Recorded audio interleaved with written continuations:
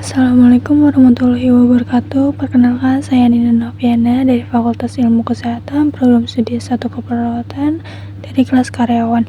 Di sini saya akan membacakan hasil dari rangkuman saya mengenai materi bagaimana Islam menghadapi tantangan modernisasi. 1. Ilmu pengetahuan dan teknologi IPTEK, urgensi dan kedudukan. IPTEK sangat urgent bagi kehidupan umat manusia. Tanpa menguasai IPTEK, manusia akan tetap dalam lumpur kebodohan, keterbelakangan, dan kemiskinan. Hukum Islam menetapkan bahwa mempelajari ilmu pengetahuan dan teknologi adalah wajib. Tujuan penguasaan IPTEK dapat mengubah eksistensi manusia dari Abdullah saja menjadi Khalifatullah atau pemimpin di bumi. Tolak ukur kemajuan. Di zaman modern, kemajuan suatu bangsa diukur dari penguasaan bangsa itu terhadap IPTEK. Sumber ilmu atau perspektif Islam, ayat-ayat Qur'aniyah, sumber ilmu teologi, fikih, politik, dan lain-lain. Ayat-ayat kauniyah, alam semesta sebagai ciptaan Allah, sumber ilmu eksakta atau ilmu alam dan teknologi. Nilai IPTEK dalam kacamata Islam tidak bebas nilai. 2. Ekonomi. Definisi ekonomi, segala bentuk transaksi, distribusi, dan pemasaran barang atau jasa yang mendatangkan keuntungan finansial menurut A.M. Saifuddin. Prinsip ekonomi Islam berbeda dengan ekonomi konvensional. Pedagang dan pengusaha berusaha memenuhi kebutuhan sebesar-besarnya atau berusaha memenuhi kebutuhan secara maksimal. Etika, pengorbanan tidak boleh sekecil-kecilnya atau tertentu saja, melainkan harus tepat sesuai keperluan. Keuntungan tidak boleh dikejar sebesar-besarnya dan tidak melewati batas. Keuntungan harus sewajar dan tidak merugikan orang lain. Larangan utama, larangan praktik riba dan garar. Jenis-jenis riba qard, manfaat atau kelebihan yang disyaratkan saat berutang. Riba jahiliyah, utang dibayar melebihi pokok karena si peminjam tidak mampu bayar. Riba fadl, pertukaran antar barang sejenis dengan kadar atau takaran berbeda. Riba nasiyah, penangguhan, penyerahan atau penerimaan barang ribawi muncul karena adanya perbedaan, perubahan atau tambahan antara yang diserahkan dengan waktu berbeda. 3. Politik atau siasah. Konsep politik atau siasah adalah bagian integral dari fikih siasah. Objek kajian fikih siasah yaitu siasah dusturiyah atau hukum tata negara, suksesi kepemimpinan, pembagian kekuasaan, eksekutif, legislatif, dan yudikatif, institusi pertahanan atau keamanan. Siasah dauliyah, hukum politik internasional, hubungan antar negara Islam, liberal, atau multilateral, hukum perang dan damai. Siasah maliyah, hukum politik keuangan negara, sumber keuangan, distribusi, anggaran, penguasaan, dan filantropi Islam.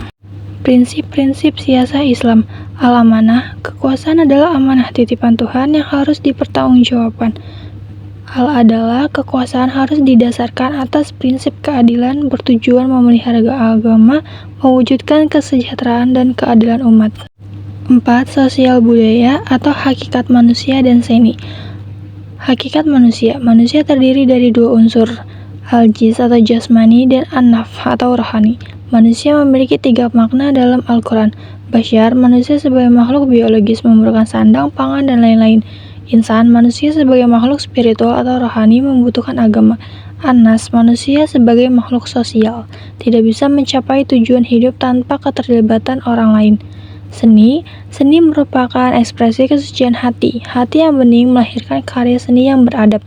Secara aksiologi, seni identik dengan IPTEK, yaitu tidak bebas nilai.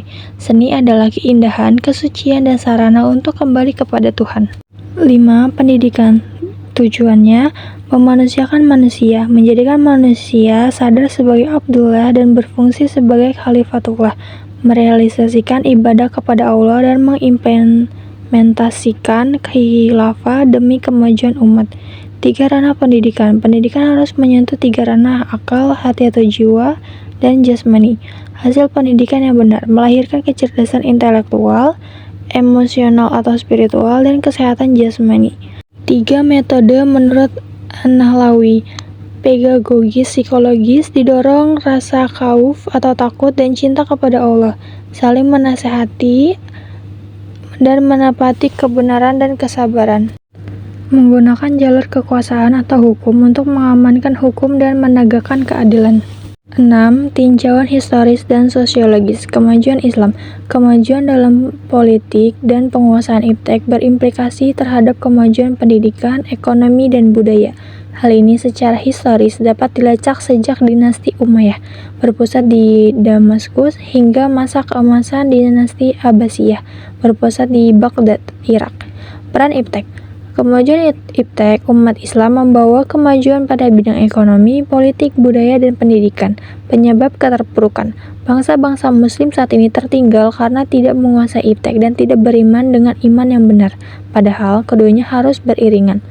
Interaksi antar ilmuwan. Sikap keilmuan tidak boleh tertutup. Interaksi antara sesama ilmuwan muslim dan antara ilmuwan muslim dan tradisi intelektual non-muslim penting untuk mengembangkan ilmu.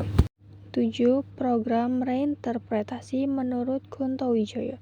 Dalam menghadapi modernisasi, Islam perlu melakukan reinterpretasi rasional dan empiris melalui beberapa program.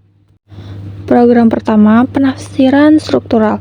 Mengembangkan penafsiran sosial struktural daripada penafsiran individual terhadap ketentuan-ketentuan Al-Quran. Program kedua, berpikir subjektif ke objektif, mengubah orientasi berpikir subjektif, misalnya menunaikan zakat demi pahala pribadi, ke arah objektif, zakat bertujuan mencapai kesejahteraan sosial.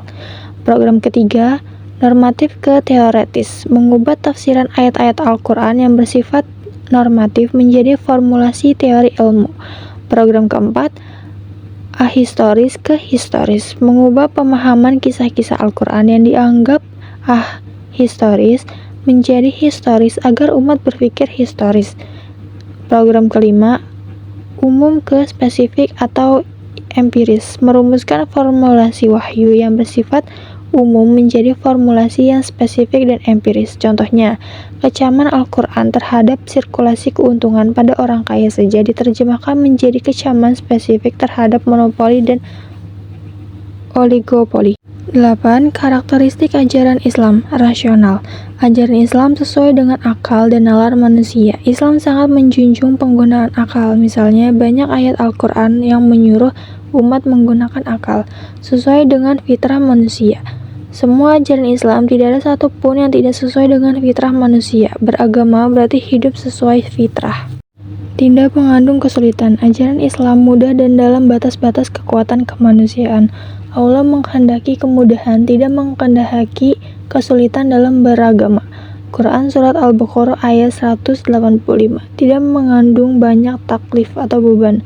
Kerangka dasar ajaran Islam hanya 3 pilar, yaitu akidah, syariat, dan hakikat atau akhlak. Ketiga pilar ini harus berintegrasi dan tidak dapat dipisahkan. Bertahap. Ajaran Islam diturunkan kepada Rasulullah secara bertahap dan aplikasinya di tengah masyarakat dilakukan secara bertahap. Misalnya, proses pengharaman minuman keras. 9. Islam dalam menghadapi modernisasi. Modernisasi, proses pembaharuan ke arah kemajuan yang ditandai perubahan dari tradisional menjadi rasional dan dari primordial menjadi nalar.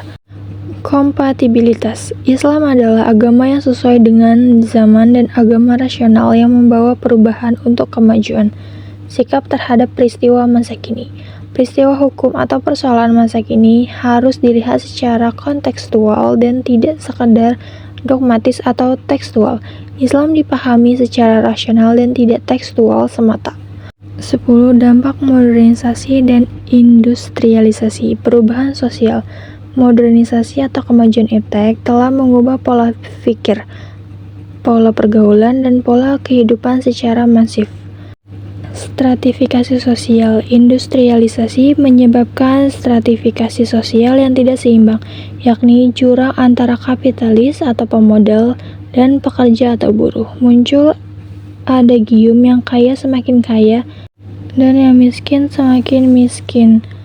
Aspek positif. Industrialisasi juga menumbuhkan kelas masyarakat menengah dan sektor real, serta membuka lapangan kerja yang signifikan. Perubahan budaya, kemajuan teknologi komunikasi mengubah pola hidup dan perilaku keagamaan, misalnya silaturahmi fisik berubah menjadi cukup melalui media sosial. 11. Prinsip siasa Islam lainnya. Al-Hurriyah, kemerdekaan dan kebebasan. Kekuasaan harus dibangun di atas dasar kemerdekaan dan kebebasan rakyat dalam berserikat, berpolitik, dan menyalurkan aspirasi. Al-Musawah, kesetaraan atau kesamaan. Semua warga negara mempunyai hak dan kewajiban yang sama di hadapan hukum tanpa diskriminasi. Adabul al-ijtima, tanggung jawab sosial. Kekuasaan merupakan sarana untuk mewujudkan kesejahteraan bersama melalui pengaturan filantropi Islam. Sekian dari rangkuman saya, kurang lebihnya mohon maaf. Wassalamualaikum warahmatullahi wabarakatuh.